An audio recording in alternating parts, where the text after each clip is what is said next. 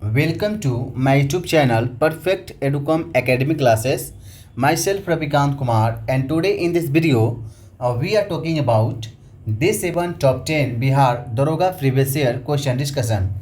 So first of all, first question about Kanishka Raja.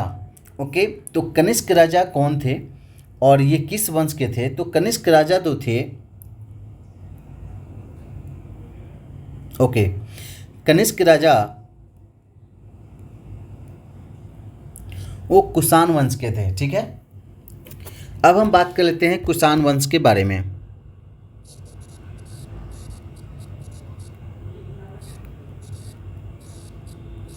About we are talking about Kushan वंश.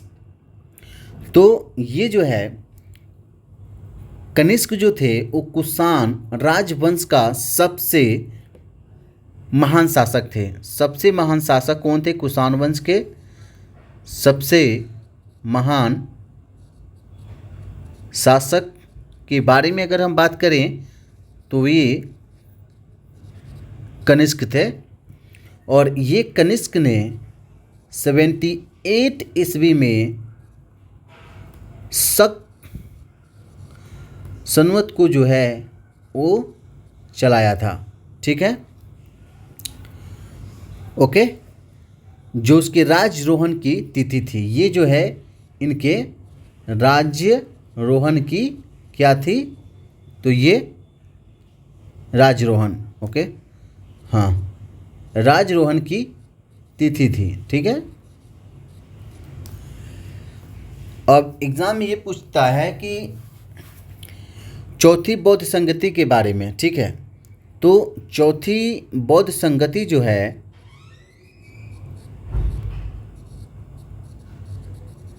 चौथी बौद्ध संगति किसके शासनकाल में हुआ था?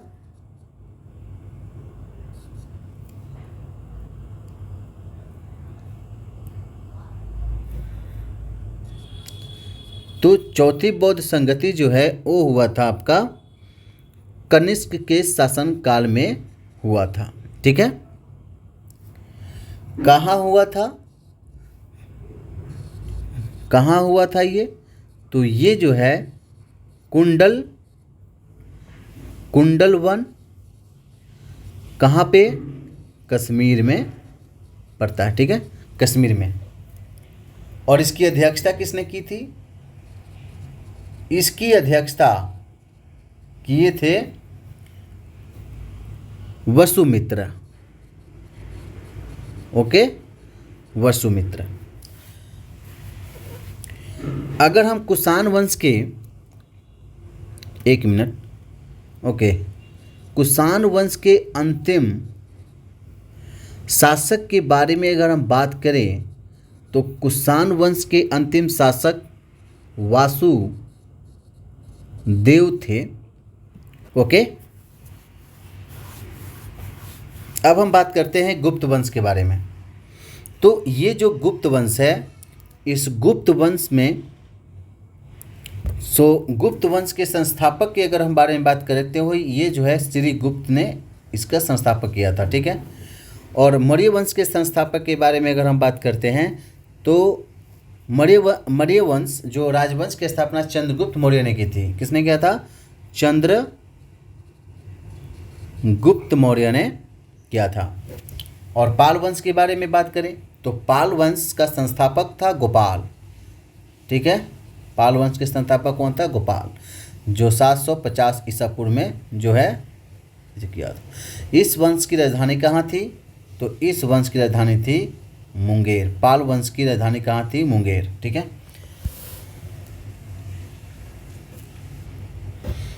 तो ये रहा क्वेश्चन नंबर फर्स्ट का जो है डिस्कशन. ठीक है, अब हम बात करते हैं question number second.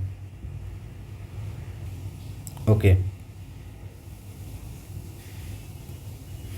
Question number second है कि सूफी संत ख्वाजा मोइनुद्दीन चिश्ती का उर्स यहाँ पर मनाया जाता है, माने किस स्थान पे मनाया जाता है? तो ये जो है आपका अजमेर शरीफ में इसको मनाया जाता है। ठीक है, तो देखिए सूफी संत ख्वाजा मोइनुद्दीन चिश्ती का उर्स जो अजमेर शरीफ में मनाया जाता है। और ये अजमेर शरीफ पड़ता कहाँ है, तो ये राजस्थान में, ठीक है, राइट, राजस्थान में स्थित है। और अजमेर हिंदू और मुसलमानों का तीर्थ स्थान है। अजमेर जो है ना, ये हिंदू एंड मुसलमानों का जो है, मुसलमानों का तीर्थ स्थान है। ठीक है, चिश्ती सिलसिले के संस्थापक अब्बू अहमद अब्दाल चिश्ती थे, लेकिन भारत में इसका प्रचार प्रसार ख्वाजा मोइनुद्दीन चिश्ती ने किया था, जिसका मुख्य जो इसका केंद्र था वो अजमेर था। ख्वाजा मोइनुद्दीन चिश्ती को मोहम्मद गौरी ने सुल्तान उल हिंद के आध्यात्मिक गुरु की उपाधि प्रदान की गई थी। और शेख हमीदुन नागौरी और शेख कुतुबुद्दीन बख्तियार काकी ख्वाजा मोइनुद्दीन चिश्ती के शिष्य थे। फतेहपुर सीकरी के बारे में अगर हम बात करें तो फतेहपुर सीकरी एक नगर है जो कि मुगल सम्राट अकबर ने सन 1571 ईस्वी में इसे बसाया था। ठीक है, किसने, तो अकबर ने 1571 में इसे बसाया था। अगर हम बात करते हैं बिहार शरीफ के बारे में, तो भारत के बिहार राज्य में ये जो है स्थित है। कहाँ पे, भारत के बिहार राज्य में हमारा जो है बिहार शरीफ स्थित है। और बिहार शरीफ का पुराना नाम उदंतपुरी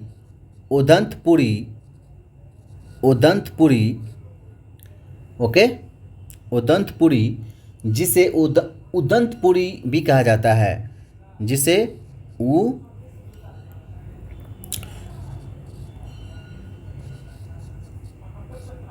उदंतपुरी के नाम से भी जाना जाता है। और आगरा के बारे में अगर बात करते तो देखिए आगरा जो है ना, वो आगरा, ठीक है, तो आगरा भारतीय राज्य उत्तर प्रदेश, ठीक है, यूपी में है, जो यमुना नदी के तट पर स्थित है। यमुना नदी के तट पर स्थित है ये, ओके। और ये 1504 ईस्वी में आगरा को सिकंदर लोदी ने बसाया था। 1504 ईस्वी में आगरा को किसने बसाया था, तो 1504 में जो है 1504 में सिकंदर लोदी ने बसाया था। याद रखना है, पेपर में भी पूछता है। शाहजहां ने आगरा में ताजमहल का निर्माण किया था। और कब किया था, तो शाहजहां ने जो है ताजमहल शाहजहां के द्वारा जो है बनाया गया था 1632 में। ठीक है, ओके। अब हम बात करेंगे क्वेश्चन नंबर 6 के बारे में, राइट।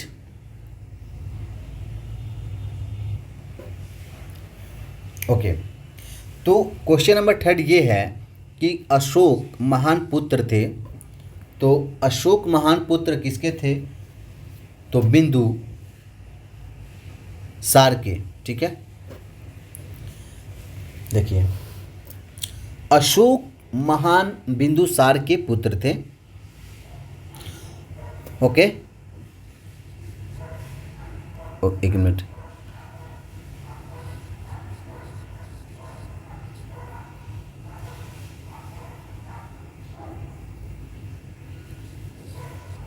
ओके। तो अशोक के पिता का नाम के बात बताइए। तो ये बिंदुसार हैं, अशोक के पिता का नाम बिंदुसार, माता का नाम शुभद्रांगी,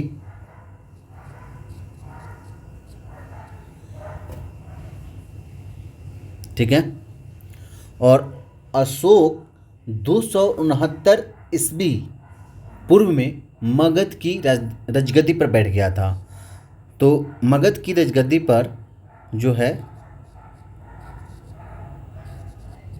मगध की राजगद्दी पर बैठा था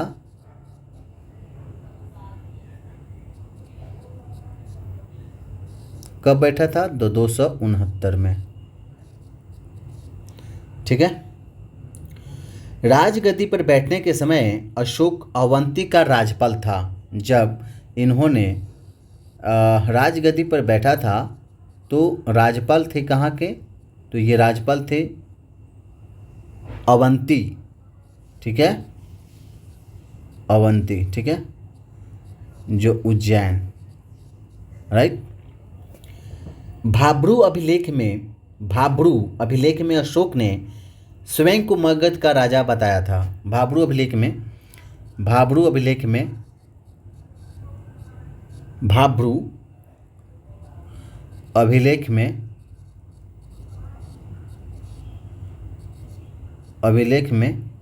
स्वयं को राजा बताया था अशोक ने।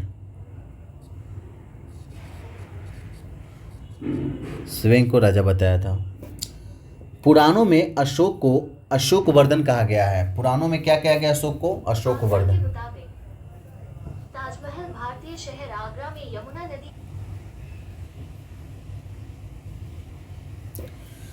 तो ये है आपका जो बिंबासार के बारे में। तो बिंबासार के बारे में अगर हम बात करें तो बिंबासार जो है हरिवंश के संस्थापक जो है बिंबासार थे।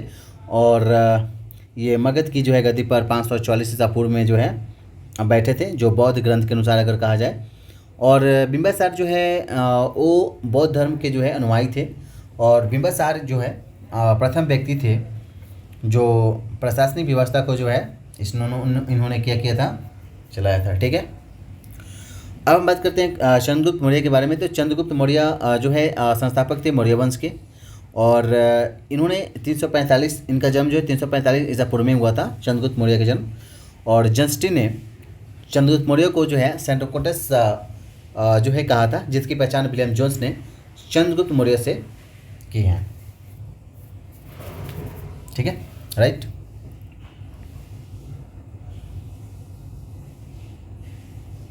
और ये रहा आपका ब्राह्मी के बारे में बात करें तो ये लेफ़्ट टू राइट पढ़ा जाता है, खरोष्टी राइट टू लेफ्ट है। और सबसे पहले जो है ब्राह्मी लिपि को जो है जेम्स प्रिंसअप ने जो 1837 में पढ़ा था। और ये सब तो ठीक है। अब बात करते हैं क्वेश्चन नंबर 4 के बारे में। क्वेश्चन नंबर 4 ये है कि गर्म पानी के स्रोत कहाँ है? ठीक है, इन चारों ऑप्शन में जो है आपसे पूछा गया है कि गर्म पानी का जो स्रोत है वो कहाँ है। तो गर्म पानी के स्रोत जो है वो है राजगृह में। यहाँ पे राजगृह होगा। ठीक है, तो ये बी आंसर। तो आइए डिस्कस करते हैं इसके बारे में। तो देखिए, गर्म पानी के स्रोत राजगृह यानी कि मगध की राजधानी। ठीक है, मगध की राजधानी में स्थित है। और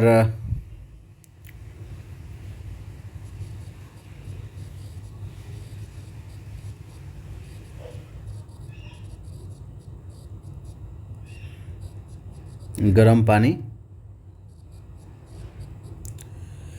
राजगीर में ब्रह्मा कुंड जो बिहार का सबसे अधिक जो है उष्ण जल कुंड, जिसका जल का तापमान जो है, जल का जो टेम्परेचर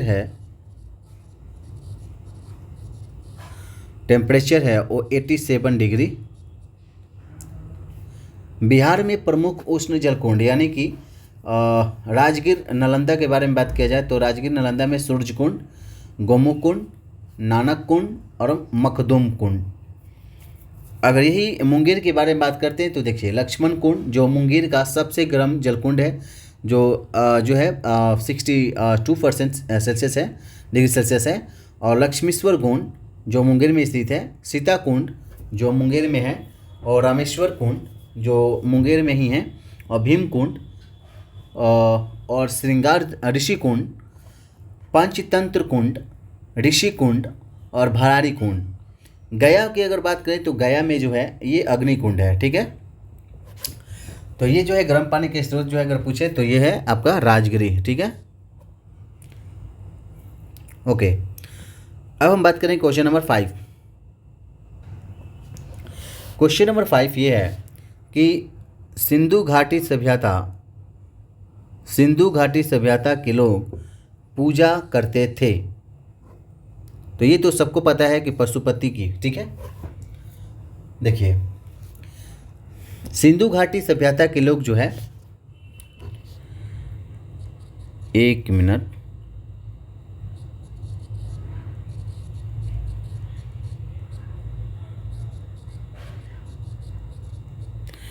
तो सिंधु घाटी सभ्यता के लोग पूजा करते थे पशुपति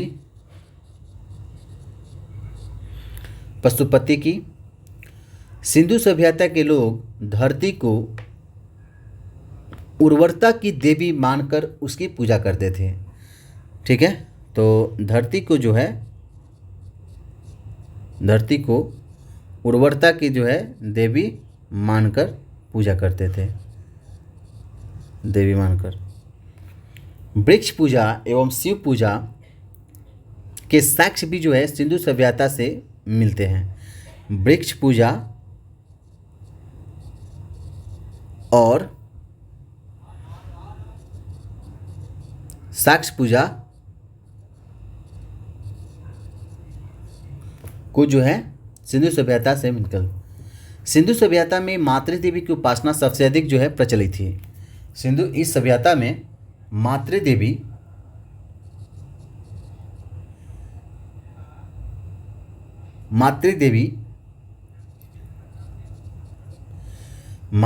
की जो उपासना थी वो सबसे अधिक थी, ठीक है।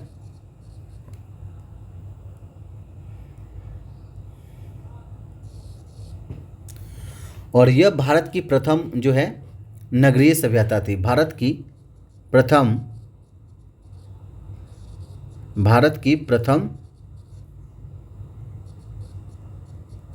नगरीय सभ्यता सिंधु सभ्यता। सिंधु घाटी सभ्यता प्राक ऐतिहासिक जो कांस्यकालीन के नाम से जानते थे, ठीक है।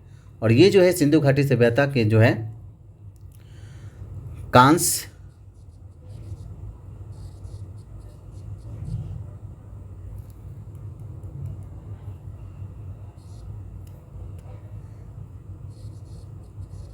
कांस्यकालीन और प्रोटो हिस्टोरिक, ठीक है। प्रोटो हिस्टोरिक मीन्स प्राक ऐतिहासिक, ठीक है। और ये जो है भारत की जो है प्रथम नगरीय सभ्यता थी। और ओके, सिंधु सभ्यता की लिपि जो है भाव चित्रात्मक थी। सिंधु सभ्यता की अगर लिपि जो थी, इनकी लिपि जो है सिंधु सभ्यता की, अगर हम लिपि के बारे में बात करते हैं तो ये जो है भाव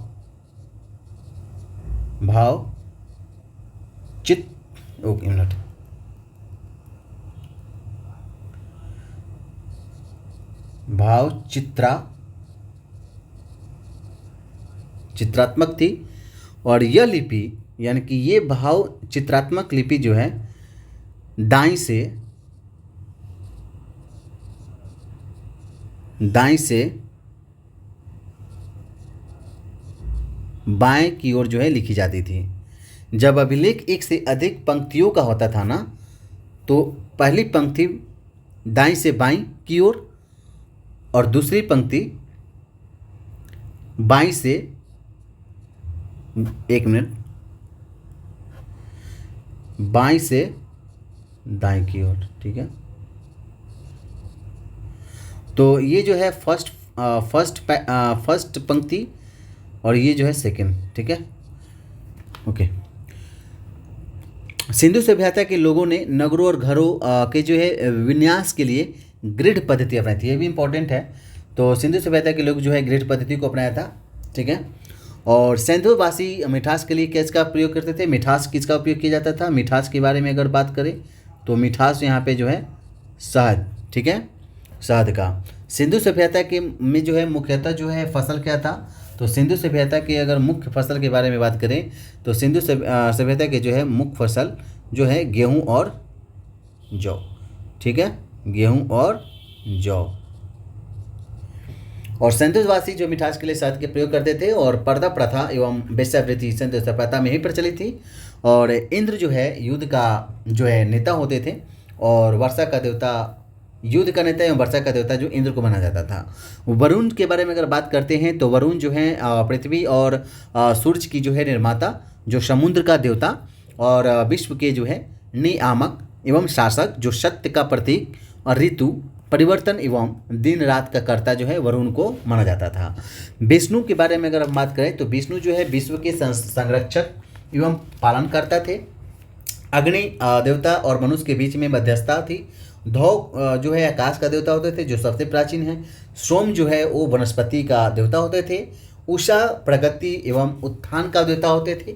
और अश्विन जो विपत्तियों को हरने वाला देवता होते थे। पुष्ण जो है पशुओं का देवता होते थे। और मरुत जो है वो आंधी तूफान का जो है मारुति के नाम से जाना जाता था, जो आंधी तूफान का देवता होते थे। तो ये रहा आपका सिंधु घाटी सभ्यता के से संबंधित जो है क्वेश्चन डिस्कशन। ओके, अब हम बात करेंगे क्वेश्चन नंबर 6 के बारे में।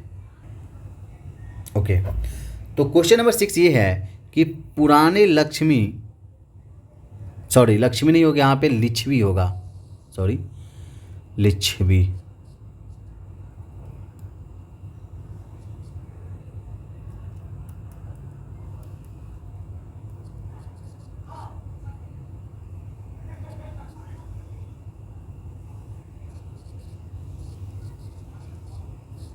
ओके, पुराने लिच्छवी राज्य की राजधानी थी।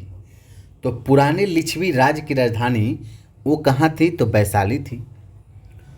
ठीक है, तो पाटलिपुत्र के बारे में अगर हम बात करें तो उदयन अपने पिता अजातशत्रु की हत्या करके शासक बना था।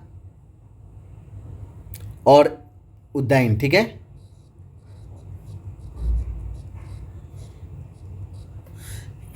उदयन के पिताजी का नाम क्या था? अजातशत्रु।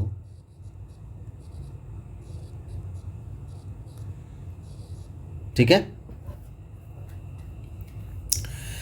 है, और इसने उदयन ने क्या किया था कि गंगा तथा सोन नदी के संगम पर जो है गंगा और सोन नदी के संगम पर पाटलिपुत्र नगर को क्या किया था? पाटलिपुत्रा नगर को जो है बसाया था। ठीक है, और इनकी राजधानी जो है राजगिरी से पाटलिपुत्र में स्थानांतरित किया था उदयन के द्वारा। राजगिरी राजधानी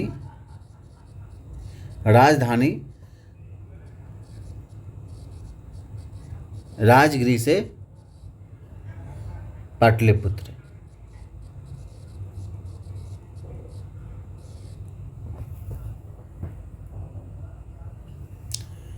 ओके, गया के बारे में हम बात करते हैं तो गया जो है वो 6 वर्ष तक अथक परिश्रम एवं घोर तपस्या के बाद 35 वर्ष की आयु में वैशाख पूर्णिमा की रात पीपल वृक्ष के नीचे निरंजना नदी जो फाल्गुन नदी के तट पर जो सिद्धार्थ को ज्ञान प्राप्त हुआ था, और इसी दिन से वो तथागत हो गए थे और बुद्ध के नाम से जाना गया। तो गया जो है प्रसिद्ध है जो बुद्ध का जो है बुद्ध के ज्ञान प्राप्ति के लिए। ठीक है, ज्ञान प्राप्ति।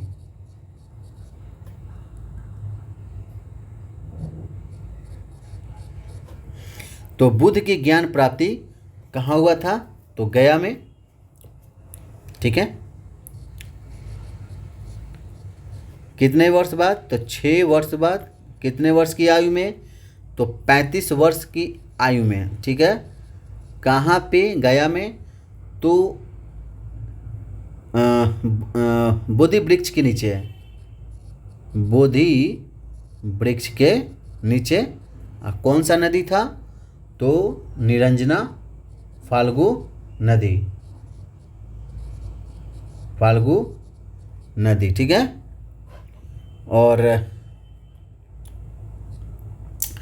और ये जो है वैशाख पूर्णिमा के रात में, ठीक है। ओके, हम बात करेंगे अब भारत के जो है क्वेश्चन नंबर 7 के बारे में। ओके,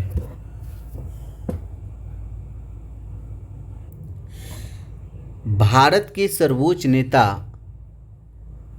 लोकमान्य, यहाँ पे जो है लोकमान्य होगा, ठीक है। लोकमान्य जयप्रकाश नारायण का जीवन काल इन चारों में से क्या है? तो ये जो है 1902 से 1989, ठीक है। आइए बात करते हैं जयप्रकाश नारायण बाबू के बारे में। तो जयप्रकाश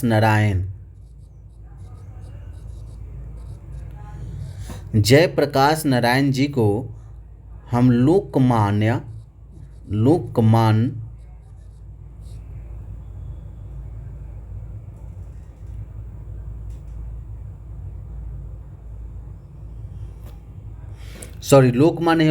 के नाम से हम तिलक, बाल गंगाधर तिलक को जानते हैं, ठीक है। बाल गंगाधर तिलक, ये इसी में कन्फ्यूजन रहता है बेटा, याद रखना है। और लोकनायक के नाम से हम जानते हैं जयप्रकाश नारायण जी को, ठीक है। तो ये जो है कन्फ्यूजन हमेशा दूर रखना है। तो लोकमान्य जो है बाल गंगाधर तिलक के नाम से जानते हैं, और लोकनायक जो है जयप्रकाश नारायण के नाम से जाना जाते हैं, ठीक है। तो इनका जन्म जो है अभी हम बात करेंगे जयप्रकाश नारायण जी के बारे में। तो जयप्रकाश नारायण जी का जन्म जो है 1902 से 1979 में हुआ था, ठीक है। तो कौन सा महीना था? 11 अक्टूबर को हुआ था, ठीक है।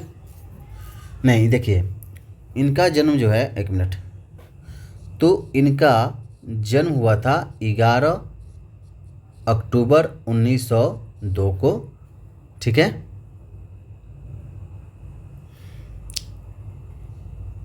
और कहाँ पे हुआ था? तो लोकनायक जयप्रकाश नारायण का जन्म सारण जिला में, ठीक है। सारण जिले के थे, जो सीताब दियारा, आपने नाम सुना होगा, सीताब दियारा, ठीक है। हरसु इनके पिताजी के नाम जो हैं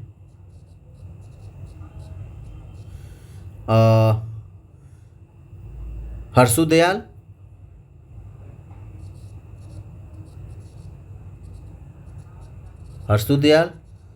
और माता जी के नाम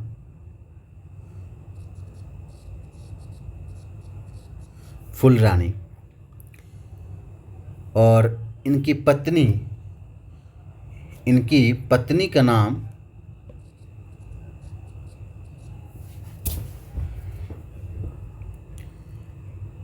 प्रभावती देवी,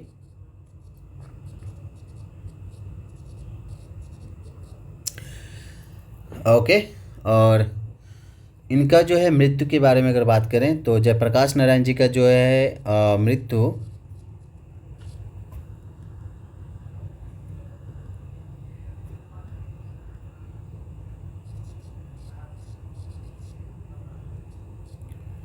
8 अक्टूबर 1989 को हुआ था, ठीक है। और जयप्रकाश नारायण का देहांत हुआ, ठीक है। लोकनायक जयप्रकाश नारायण को 1999 में मरणोपरांत भारत रत्न से सम्मानित किया गया था। भारत रत्न से सम्मानित 1999 में किया गया, और इन्हें 1965 ईस्वी में मैग्सेसे पुरस्कार प्रदान किया गया था, ठीक है। तो जयप्रकाश नारायण जी को जो है मैग्सेसे पुरस्कार से भी जो है मैग्सेसे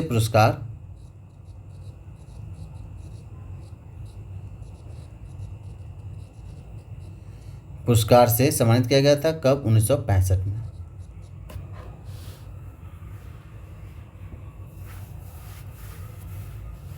ओके, अब हम बात करेंगे क्वेश्चन नंबर 8 के बारे में। तो ये रहा आपका क्वेश्चन नंबर 7 का क्वेश्चन डिस्कशन।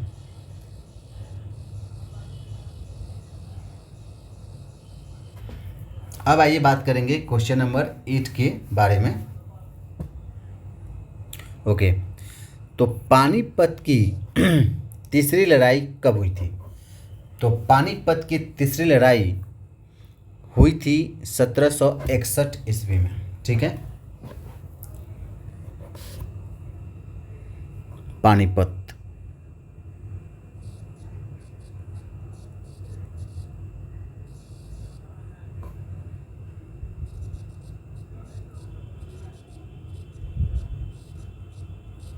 तो पानीपत की लड़ाई के बारे में बात करें तो देखिए, तो पानीपत की पहली लड़ाई के बारे में अगर हम बात करें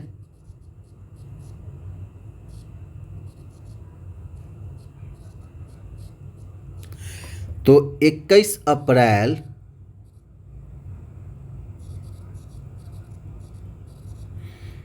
1526 ईस्वी में हुआ था।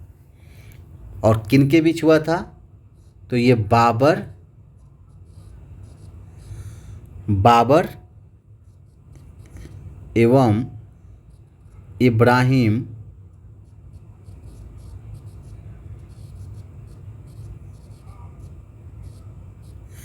लोदी के बीच में हुआ था, जिसमें इब्राहिम को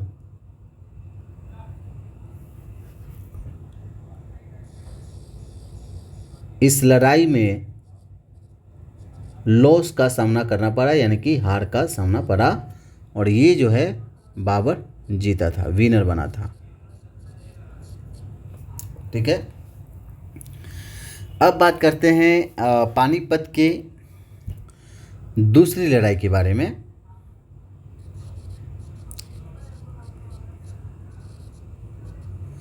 तो पानीपत के दूसरी लड़ाई 5 नवंबर यानी कि 5 नवंबर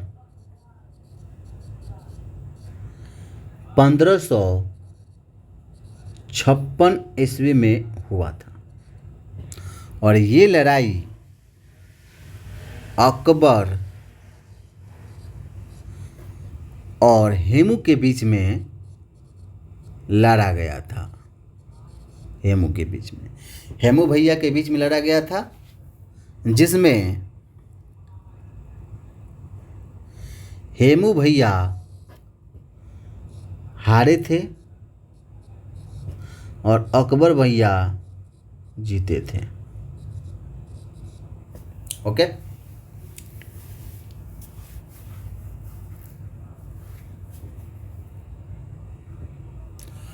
अब हम बात करेंगे पानीपत के तीसरी लड़ाई के बारे में। तो पानीपत की तीसरी लड़ाई 14 जनवरी 1761 ईस्वी में हुआ था, जिसमें मराठों की हार हुई थी। ठीक है, और इस हार को नहीं सह पाने के कारण बालाजी की मृत्यु हो जाती है। और इस कारण जो है बालाजी की शोक से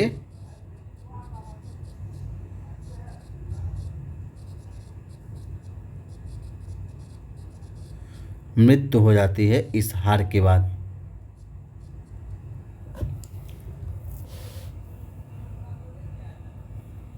ओके, और ये जो पानीपत की तीसरी लड़ाई हुई थी, ये बाजीराव के समय में ही हुआ था। ठीक है, तो ये रहा आपका पानीपत की जो है पहली, दूसरी और तीसरी लड़ाई के बारे में। ओके, अब हम बात करेंगे क्वेश्चन नंबर 9। तो क्वेश्चन नंबर 9 ये है कि पृथ्वी अपनी धुरी पर घूमती है। तो पृथ्वी अपनी धुरी पर घूमती है 23 घंटा 56 मिनट 4 सेकेंड में। 23 घंटा 56 मिनट 4 सेकेंड। ठीक है, 23 घंटा 56 मिनट 4 सेकेंड। तो पृथ्वी अपनी धुरी पर जो है 23 घंटा 56 मिनट 4 सेकेंड में एक चक्कर जो है पूरा कर लेती। तो पृथ्वी की गति कितनी प्रकार की होती है?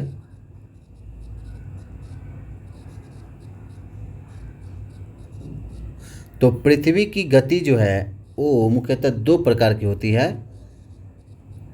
घूर्णन गति, जिसे रोटेशन के नाम से जानते हैं, रोटेशन मोशन, और दूसरा है आपका परिक्रमण गति, परिक्रमण गति। ठीक है, जिसे रिवोल्यूशन के नाम से जानते हैं। तो ये जो है आपका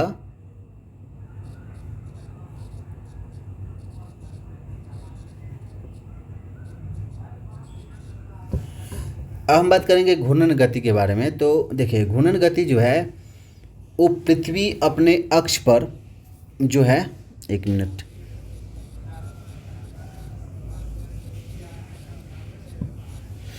तो जो पृथ्वी है ना वो पश्चिम से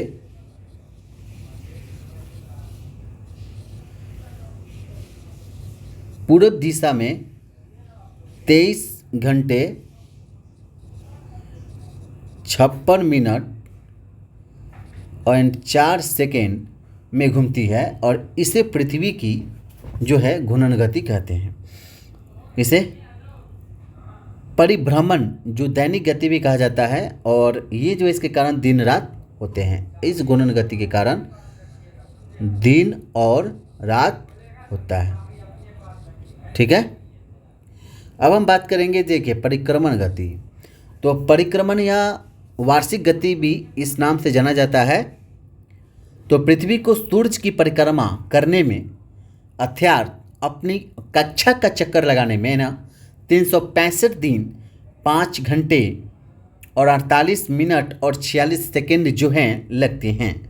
तो 300 सॉरी एक मिनट, ये पेन ले लो, सॉरी ओके।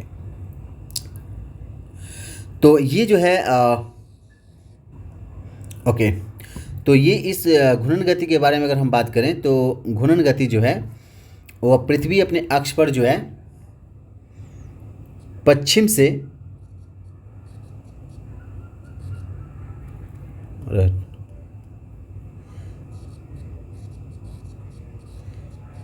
से पूरब दिशा की ओर जो है चक्कर लगाती है, जो 23 घंटे 56 मिनट 4 सेकेंड जो घूमती है, और इसे पृथ्वी की घूर्णन गति कहा जाता है। और इसी के कारण जो है दिन और रात होती है, दिन और रात। ठीक है, और पृथ्वी की इस गति को परिक्रमण गति कहते हैं, और इस गति के कारण ऋतु परिवर्तन होता है। ठीक है, परिक्रमण गति के कारण क्या होता है? ऋतु परिवर्तन होता है। नहीं सॉरी, ये जो है परिभ्रमण, इसमें जो है परिभ्रमण कहते हैं। और ठीक है, परिभ्रमण गति के कारण जो है दिन और रात होती है।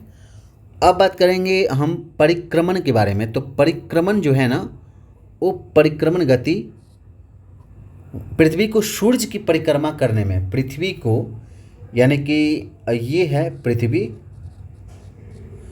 और ये जो है सूर्य की परिक्रमा, सूर्य की परिक्रमा करने में पृथ्वी को जो है सूर्य की परिक्रमा करने में कितना टाइम लगता है? तो 365 दिन 5 घंटे 48 मिनट 46 सेकेंड, यानी कि अपने कक्षा का जो है चक्कर लगाने में इतना टाइम इनको लगता है पृथ्वी को। ठीक है, तो पृथ्वी की इस गति को हम कहते हैं परिक्रमण गति। इस गति के कारण क्या होता है, इस गति के कारण ऋतु परिवर्तन जो है होता है। ठीक है, मौसम चेंज। पृथ्वी आकार में पांचवा सबसे बड़ा ग्रह है। पृथ्वी जो है आकार में सबसे पांचवा बड़ा ग्रह है और पृथ्वी सौरमंडल का एकमात्र ग्रह है जिस पर जीवन है। और इसका पृथ्वी का जो एकमात्र उपग्रह किया है तो चंद्रमा है। और सूर्य से पृथ्वी की दूरी 149.6 मिलियन किलोमीटर है। ओके, यानी कि 149.6 मिलियन किलोमीटर है। और आकार एवं बनावट की दृष्टि से पृथ्वी शुक्र के समान है। जल की उपस्थिति के कारण इसे हम नीला ग्रह के नाम से जाना जाता है। ठीक है,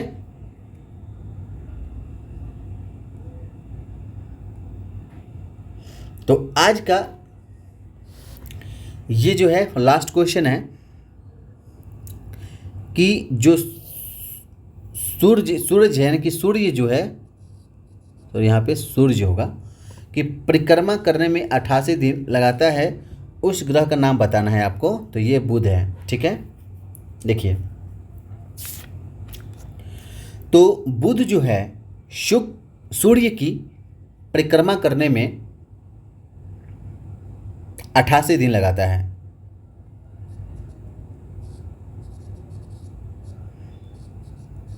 ठीक है, तो बुध सूर्य का सबसे नज़दीकी जो है, सबसे नज़दीकी ग्रह है, जो सूर्य निकलने के 2 घंटे पहले दिखाई पड़ता है। जो सूर्य निकलने के 2 घंटे पहले जो है दिखाई पड़ता है। सूर्य जो है बुध ग्रह जो है सबसे छोटा और सबसे हल्का ग्रह है। ठीक है, सबसे छोटा और सबसे हल्का ग्रह है।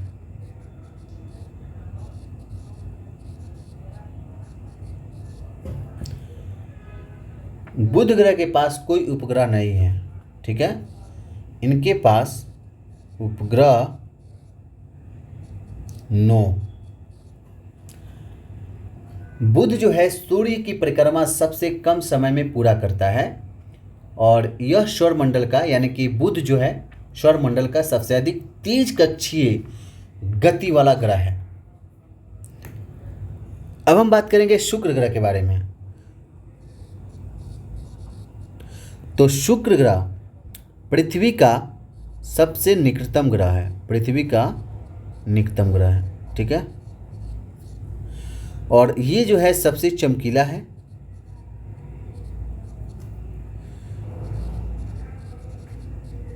और सबसे गर्म ग्रह भी है।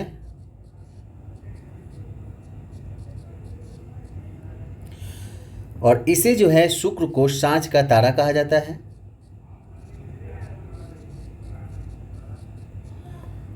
या भोर का तारा भी कह सकते हैं। और क्यों कहा जाता है, क्योंकि देखिए शाम में क्या होता है कि पश्चिम दिशा में तथा सुबह में पूर्व दिशा में जो है आकाश दिखाई पड़ता है। और शुक्र जो है, शुक्र से पृथ्वी का भग्नी ग्रह भी कहते हैं। ठीक है, पृथ्वी का भग्नी ग्रह जो है शुक्र को ही कहा जाता है।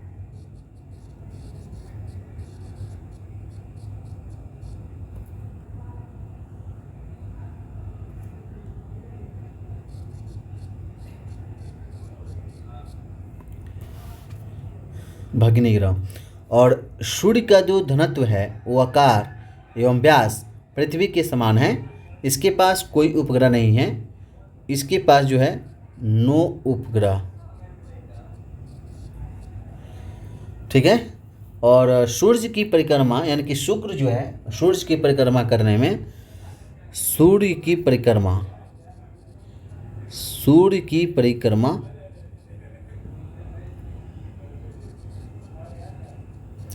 करने में 255 दिन लगा देता है। वाह।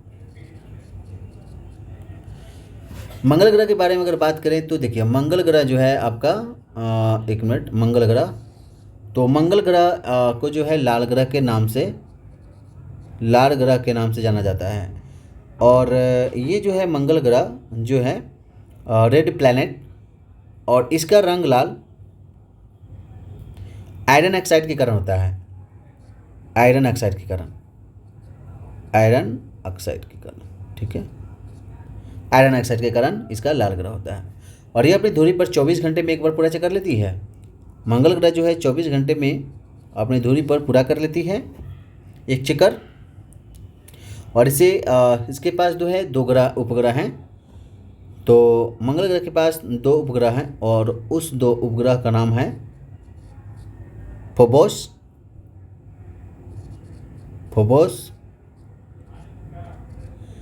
और डिमोस। Phobos Deimos. मंगल ग्रह को सूर्य की परिक्रमा करने में कितना टाइम लगता है? तो मंगल ग्रह को सूर्य की परिक्रमा करने में 687 दिन लगते हैं। 687 दिन, ठीक है। लास्ट है वरुण ग्रह। वरुण ग्रह की खोज 1846 ईस्वी में जर्मन खगोल जुआन गाले ने किया था।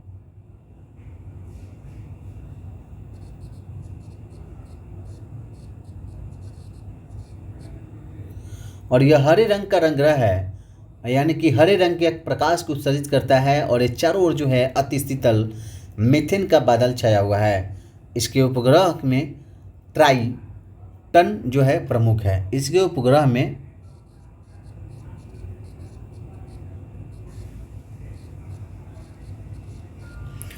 ट्राइटन उपलब्ध है, और ये सूर्य की परिक्रमा करने में 164.8 वर्ष जो है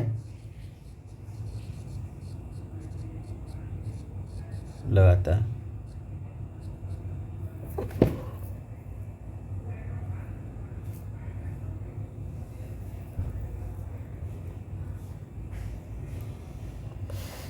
तो ये रहा आज का जो है 10 क्वेश्चन का डिस्कशन।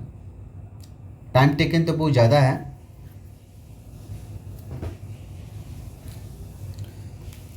बट उससे कोई फ़र्क नहीं है पड़ता, ठीक है। और ओके, इसी प्रकार से नेक्स्ट क्लास में हम बिहार दरोगा का 10 क्वेश्चन जो है लेकर आएंगे। तब तक के लिए अलविदा। Thanks for watching video.